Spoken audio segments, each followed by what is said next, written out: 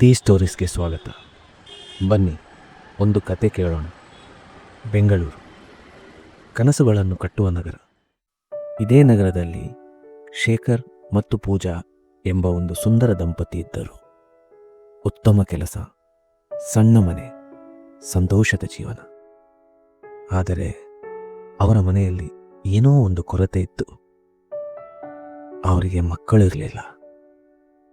ಈ ಕೊರತೆಯನ್ನು ನೀಗಿಸಲು ಒಂದು ದಿನ ಅವರು ಒಂದು ಜರ್ಮನ್ ಶೆಪರ್ಡ್ ನಾಯಿ ಮರಿಯನ್ನು ಮನೆಗೆ ತಂದರು.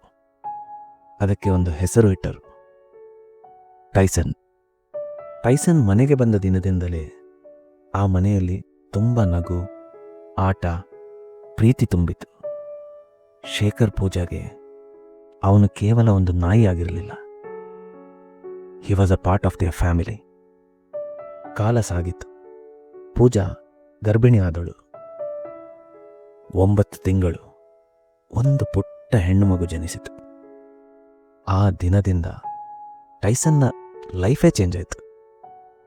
ಮಗು ಅಳುತ್ತಿದ್ದರೆ ಟೈಸನ್ ಮೊದಲು ಓಡಿ ಬರ್ತಿದ್ದ. ಮಗು ನಿದ್ದೆ ಮಾಡುತ್ತಿದ್ದರೆ ಅದರ ಪಕ್ಕದಲ್ಲೇ ಮಲಗ್ತಿದ್ದ. ಪೂಜಾ ಶೇಖರ್ಗೆ ಯಾವಾಗಲೂ ಹೇಳ್ತಾ ಇದ್ಲು, ನಮ್ಮ ಮಗಳಿಗೆ ಅಣ್ಣನಿದ್ದಾನೆ, 4 ಕಾಲಿನ ಅಣ್ಣ.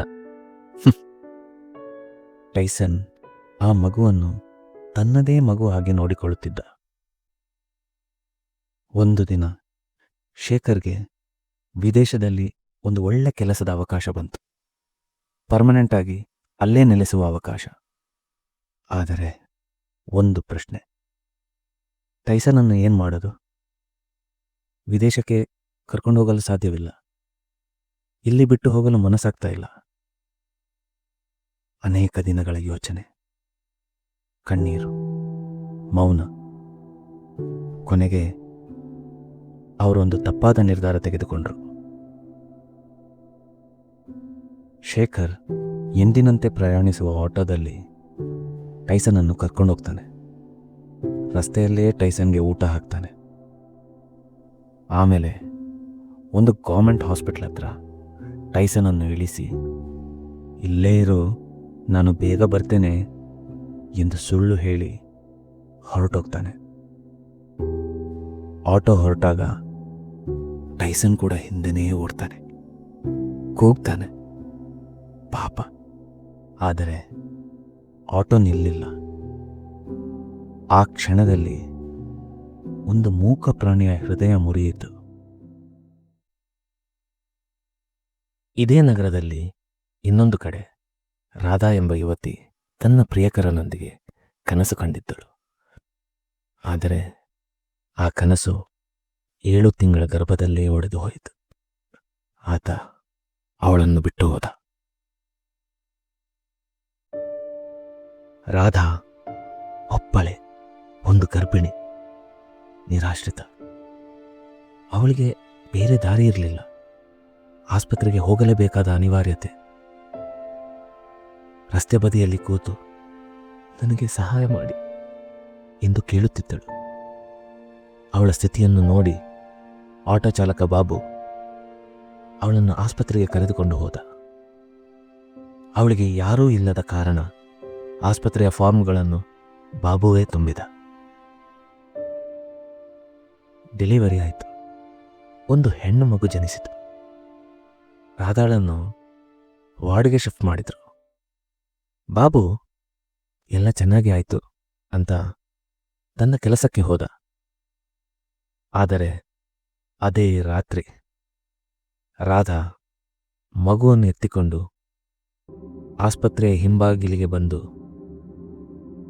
ಸಮಾಜದ ಭಯ, ಬದುಕಿನ ಅಸಹಾಯಕತೆ ಅವಳನ್ನೊಂದು ತಪ್ಪು ನಿರ್ಧಾರವನ್ನು ತೆಗೆಯುವಂತೆ ಮಾಡಿತು.